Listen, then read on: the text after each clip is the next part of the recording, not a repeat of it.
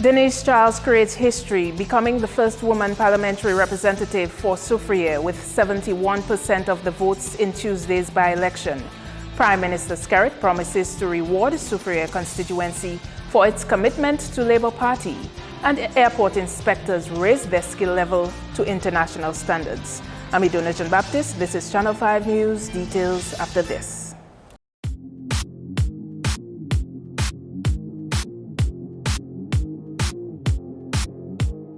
First up, Labour Party candidate Denise Charles helped her party retain the Soufriere seat by winning Tuesday's by-election by a huge margin. Denise Charles was nominated by the DLP to contest the by-election following Ian Pinard's resignation. Charles amassed 1,342 votes to the UWP's 560. Higgs Adams received 266 votes less than what he obtained in 2014 when there were 3,459 electors in the Soufriere constituency.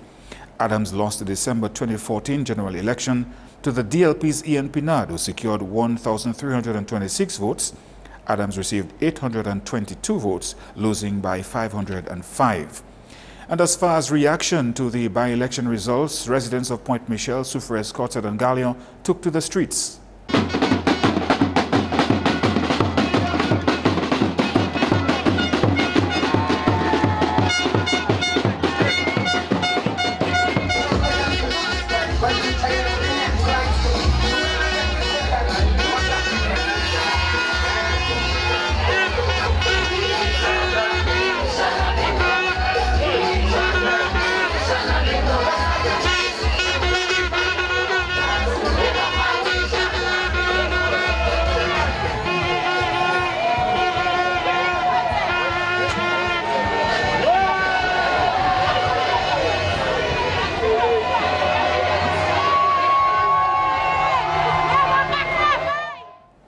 In related news, parliamentary representative-elect for the Soufriere constituency, Denise Charles, told supporters at a celebration rally in Scottshead Tuesday night the DLP victory was a fresh endorsement by the people of the Roosevelt Skerrit-led government.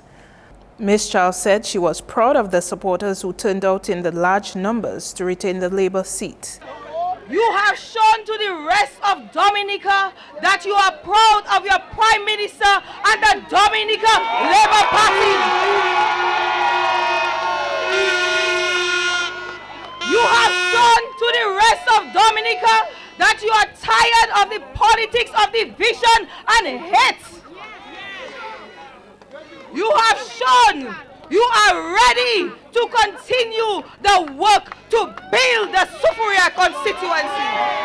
Ms. Charles also acknowledged new members into the Labour Party. And I want all of you in the constituency to embrace the newcomers on board the Labour train. Make them feel at home. Make them feel welcome. Because together we are going to transform this constituency. Labour! Despite all the mepwe, despite how they try to drag us in the mud, you showed them that you are wise and you are ready for your greater days. So enjoy your victory tonight. The work has just begun, my people, and I will be right there with you to take you to your greater days. And Prime Minister Skerrit has described the results of the Soufriere by-election as the sweetest victory he has ever had as a leader of the Labour Party. Speaking at a celebration rally in Scottshead Tuesday night, Mr. Skerrit said 71% of the votes going to the DLP's Denise Charles is a strong and clear message to the United Workers' Party. Your going out to vote today has sent a clear message to Mr. Linton and the Workers' Party. We do not want them in this constituency and Dominica.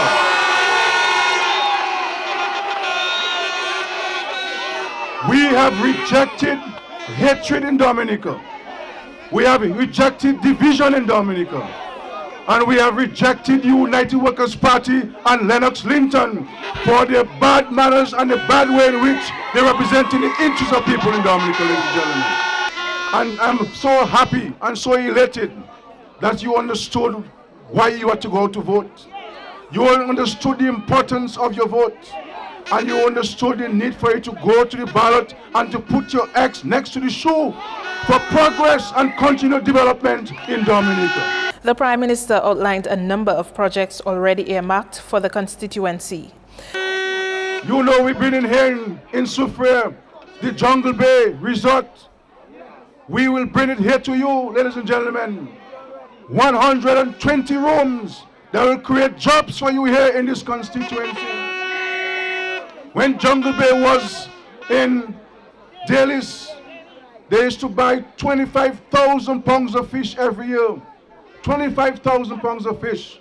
And Sam Raphael, the owner, is saying to me that when Jungle Bay is completed here in Soufriere, he will need 60,000 pounds of fish every year from you here, the fishermen of this constituency. And to all of the fishermen, those whom we've assisted in a big way, and those who want to get into the trade, and those who want to improve on the trade, Labour will help you, I promise you, ladies and gentlemen. Mr. Skerritt said his party's commitment to the Soufriere constituency had paid off, but he also warned parliamentary representatives not to lose touch with their constituents. That is what the people of Soufriere, Scott said, Point Michel and Gagnon have done. They have rewarded the Labour Party for remaining close to them and showing care and concern for them, ladies and gentlemen. We're not an overnight people. We have been here investing in this constituency over the last 10 years. What a wonderful people. What a loving people in this constituency. And I can say to you, ladies and gentlemen, the same way you saw us during the by-election, it is the same way you will see us in the next 3, 4, and 5, and 6 years. Because I've always said to the members of parliament and my ministers that we must always remain connected with the people. We must always remain close with the people. We cannot be too busy to hear them and to speak to them, because they are the most important people in our work. We have to make ourselves available in the constituencies. So I am calling on you here in the public to call on your party rep to ensure that it comes to visit you every time, anytime. Do not get your text message and read it and don't respond.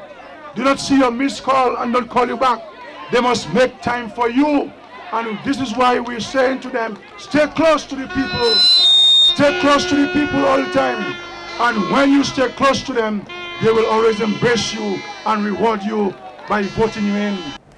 Meantime, Higgs Adams is advocating for a spirit of unity coming out of Tuesday's by-elections, saying that he would not have a problem working with DLP's Denise Charles.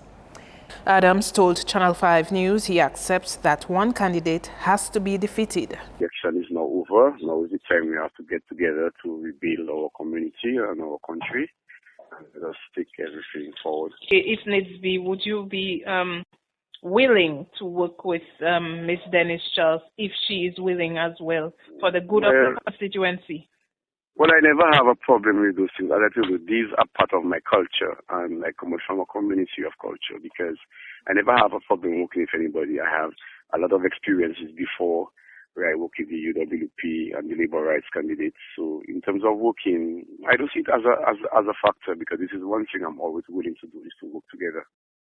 We asked Adams about the possibility of offering himself to the UWP for the next constitutionally due general elections. Anytime it comes to serving, I do not have a problem with that, as I said to you. But in terms of planning for the next general election, that's one thing I don't like to plan ahead. I like things to be done normal, and as I say, I cannot predict myself for the next general election. I did not give myself life. Everything comes to the will of the Almighty. So whenever the time comes and then we see what's happening, then the decision is not for me. I have a family, and this is what I always like to sit and discuss with my family in terms of future plans. You amassed less votes in the by-elections yesterday than you did in the general elections. Why is the reason? Do you consider that to be so? Well, as I said, I took the message to people, and my message was genuine to the people. I figure out I give it my best shot. My message seems to be maybe was not resume in with the people. Do you think that had an issue to do with low voter turnout? Yes, to an extent, because Point Michelle in particular, I realized we had a low voter turnout. In other news, port security, customs officers and police officers will soon be in a better position to detect suspicious and dangerous cargo at the country's airports. They are being trained by the Transportation Security Administration of the U.S. Department of Homeland Security on airport cargo screening procedures. An essential part of that exercise is strengthening their skills to identify suspicious items. One of the basic things that we want to do is to want our officers to be able to ensure that nothing that should not leave our airport leaves on an aircraft. So basically any acts of unlawful interference is what one of the things that they'll be looking for. We don't want to wait on the day or the hour in which that thing happens, that the persons were not knowledgeable or did not know what to do. Badwell says the port inspectors will learn new techniques and some of our existing processes in cargo screening will be reviewed. Everything to do with air cargo, and air cargo involves mail, it involves whatever has to be exported and has to go through the security checkpoints. And so anything to be exported going through the security checkpoint, what can travel, what cannot travel, the security of the cargo before it is actually transferred to the aircraft. So a number of things will take place, and they have to deal with issues of a regulated agent, the mail that goes up from the post office, for example, how it is screened, what happens, diplomatic mail, what processes it go through. This is in keeping with the Transportation Security Administration's international requirements. The International Civil Aviation Organization is where all the standards and recommended practices are set. And so we have to follow what every other country in the world should follow. And so what we want to do is to ensure that we can provide the highest quality of service to our passengers exiting Dominica. And it's important too, because if we want to make any break in moving cargo to and from the US, we have to meet with their requirements. And so training will help us to be able to show that we can actually meet with those requirements. You're watching Channel 5 News. Coming up, the latest on the Cabrit Resort apology issue and more. Stay with us.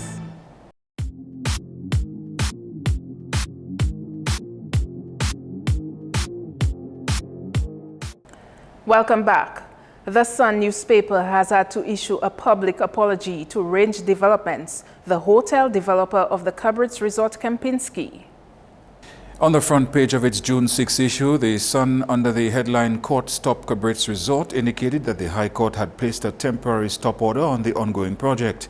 But Range Developments is this week in a press release refuted that story and demanded an apology from the Sun. The company stated that there were no court orders stopping any work whatsoever on the project, which is continuing without complication or delay. In its apology, the Sun stated that it is now satisfied that the above statements are wholly unfounded and express its regrets to the developers of the resort and NH International Caribbean Limited, the builders of the resort, for any embarrassment and inconvenience which may have been caused to them. On a point of clarity, the Sun indicated that the court order in its article was actually obtained by landowners of the area and directed against people who are described as persons unknown who enter their property at Point Round and remove tarish and stones without the owner's consent. The Sun said that the court order does not implicate Range Developments or any of its staff or associates. The 160-room Cabrit Resort Kempinski at Douglas Bay is expected to be completed in 2018. The drug squad is reporting a find of over $170,000 in illegal drugs in its most recent drug raid. Here's Police PRO Acting Inspector Pelham John Baptist with more. About 10 p.m. on Sunday, the 5th of June 2016, at Battley, a search was carried out on motor vehicle registration number HB232. The 3 occupants of the motor vehicle had in their possession 3,000 grams of alleged cocaine with an approximate street value of 80,100 Eastern Caribbean dollars, and 92 pounds of alleged cannabis weed with an approximate street value of 92,000 Eastern Caribbean dollars. The 3 adult males, 2 from the community of Layu and 1 from the community of Kingsale, were arrested on suspicion for possession of cocaine, possession with intent to supply cocaine, possession of cannabis weed, and possession with intent to supply cannabis weed. Motor vehicle registration number HB232 and Euro $800 cash were also seized by the police for investigations. The police PRO is also reporting that 2 men from the community of Lubier have been charged with possession of firearms, ammunition, and cannabis weed. On Saturday, the 4th of June 2016, the police executed a search warrant on the premises of Covin James Jack at Lubier. 1 16-gauge double-barreled shotgun, 4 rounds of 16-gauge ammunition, and 54 grams of cannabis weed with an approximate street value of 119 Eastern Caribbean dollars were recovered and seized. Colonel James Jack was charged for possession of firearm, possession of ammunition, and possession of cannabis weed, and Kevin Jack was charged for possession of cannabis weed. They were brought before the Magistrates Court in Roseau on Tuesday the 7th of June 2016 and were convicted. Colonel Jack was fined a total of 10,500 Eastern Caribbean dollars, and Kevin Jack was fined 500 Eastern Caribbean dollars. A teenager from Upper Lane in Portsmouth is currently a patient at the Princess Margaret Hospital following a motor vehicular collision on the weekend. The collision occurred about 5:30 p.m. on Saturday, the 4th of June 2016, on the Edward Oliver Libler Highway in Marsac. The collision involved Subaru Legacy registration number P0381 being driven by Joshua Healy, male adult of Castle Comfort, and a pedestrian. 13-year-old Judah Lee Xavier sustained injuries to her head and other parts of her body. She was transported to the accident and emergency department of the Princess Margaret Hospital, where she was examined by a medical doctor and admitted. And investigations are ongoing into an alleged shooting incident at Checkhall Massacre around 6:15 Monday morning. Initial police investigations reveal that Michael Gregoire and Kai John Baptist were attacked by 2 individuals who were wearing masks, one armed with a pistol and the other armed with a knife. According to the 2 complainants, they were attacked while they sat in motor vehicle registration number PJ981. John Baptist and Gregoire managed to escape, and while fleeing, their assailants fired shots. However, they sustained no injuries.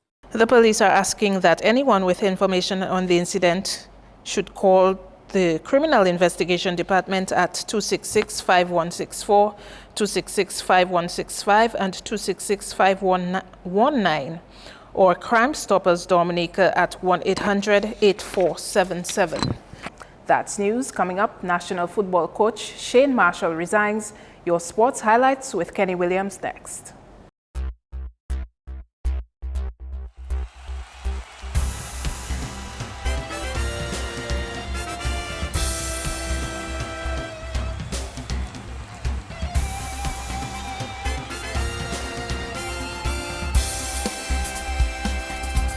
First up in sports, National Football Coach Shane Marshall has resigned from his position after leading the team for 2 years.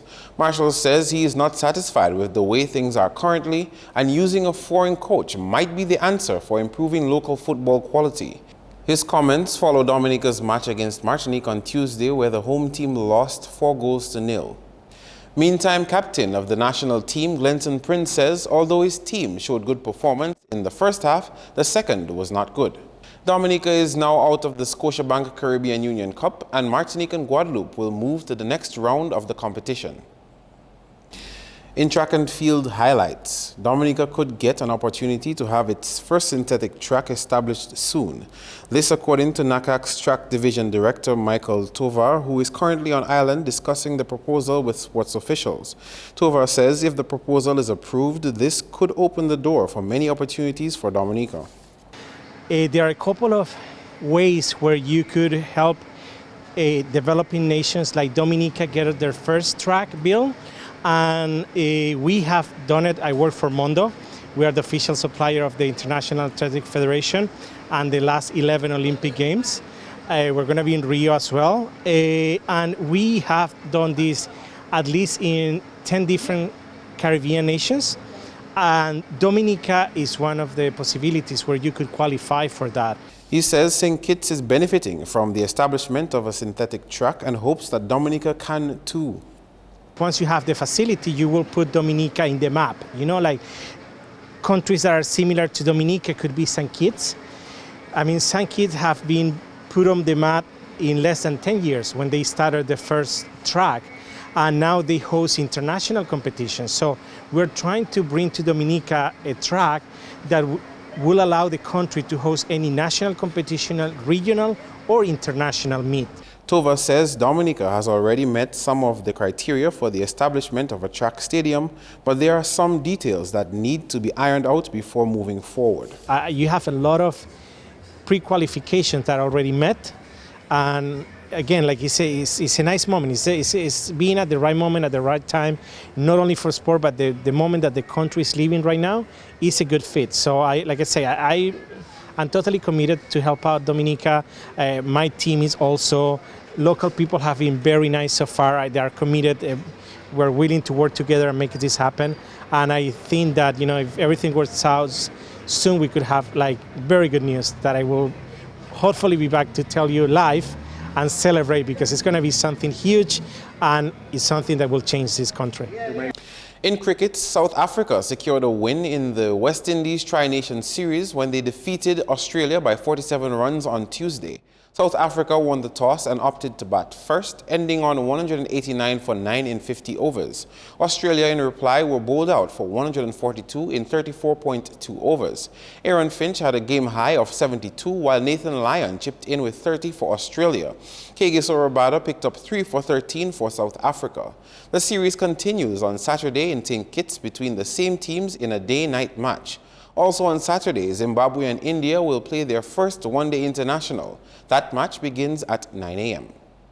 Still in sports, the 2016 Flow DABA League continues at Lindo Park with E.H. Charles crossover taking on Detroit Blazers in the Premier Division at 9. At 7, the ladies will take the spotlight as Marigot Women and Lady Panthers go head-to-head for the win. In local cricket, Monjon topped Zone D with 6 points in Wednesday's version of the primary schools cricket competition. Grand 4 held on to second place with 3 points, while Jones Beaupier was last with 0 points. Meantime, in Zone I, SMP came on first with 6 points, Convent Prep and Mahu 3, and Massac and Goodwill in the cello position with 0 points. The competition is sponsored by the Swiss Embassy. Still in sports division games, Coolibri Street Primary topped their zone in the second division primary school's netball competition, while the Caleb Laura School came in second. Meantime, in the first division games, Salisbury Primary beat St. John's 12 goals to 3, Woodford Hill went down to Castle Bruce 5 goals to 10, Dublin bested Goodwill 17 to 18, and Roosevelt Douglas Primary beat Tetmore 9 to 6. The competition is sponsored by the Swiss Embassy. Moving on to netball, as action continues in the 2016 Flow National Volleyball League on Thursday with 2 matches. At 6, Breakers and Flow Wolfpack Men's Division 2 will do battle at 6, followed by a Division 1 match of the same teams at 7:30. The games are carded for the Flow Court in Canefield. That's all the sports for now. I am Kenny Williams. Join us again next time.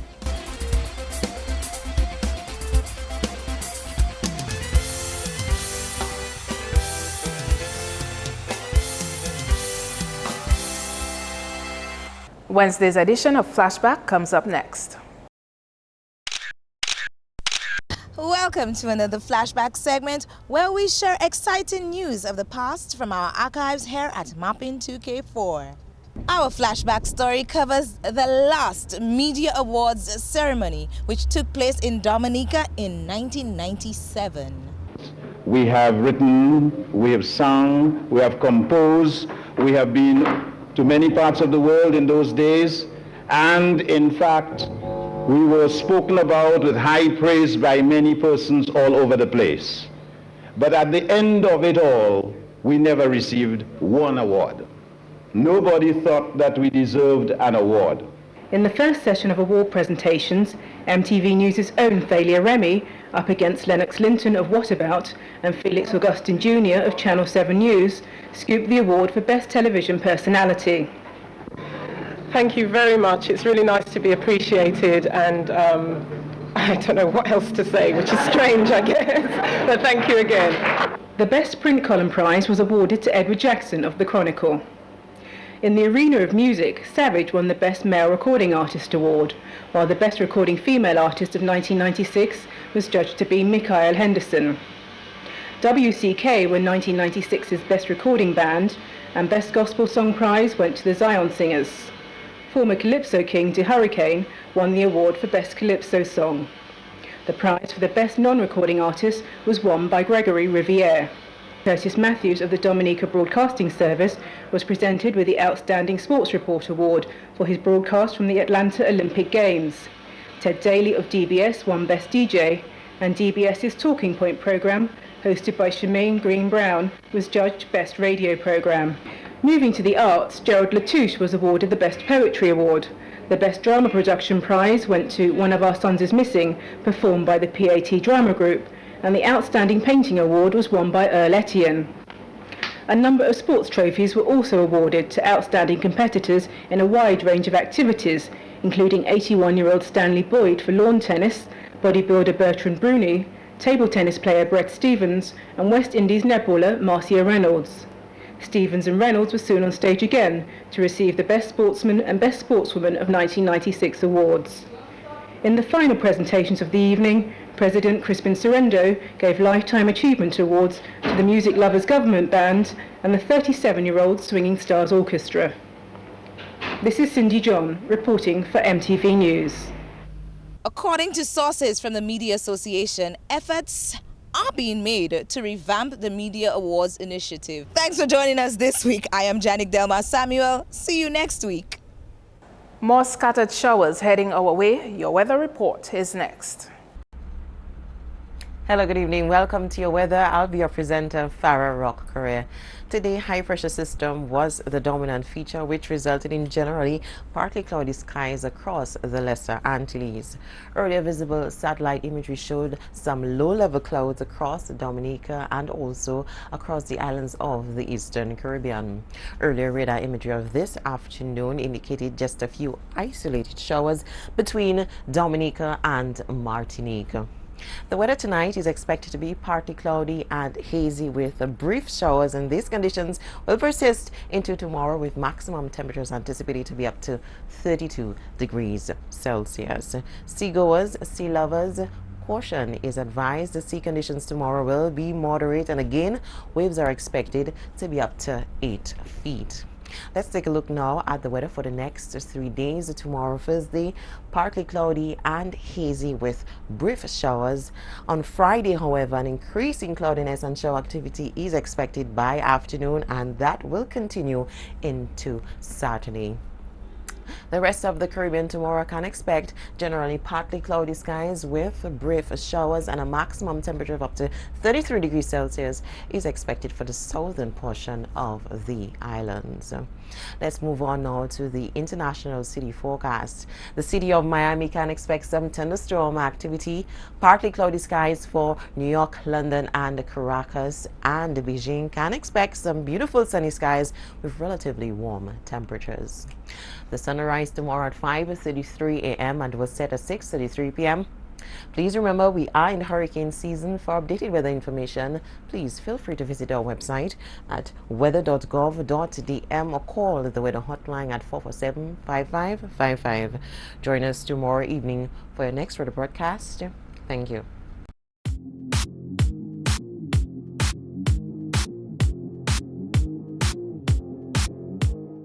To end the news, the headlines again. Denise Charles creates history, becoming the first woman parliamentary representative for Soufriere with 71% of the votes in Tuesday's by-election. Prime Minister Skerrit promises to reward Soufriere constituency for its commitment to Labour Party.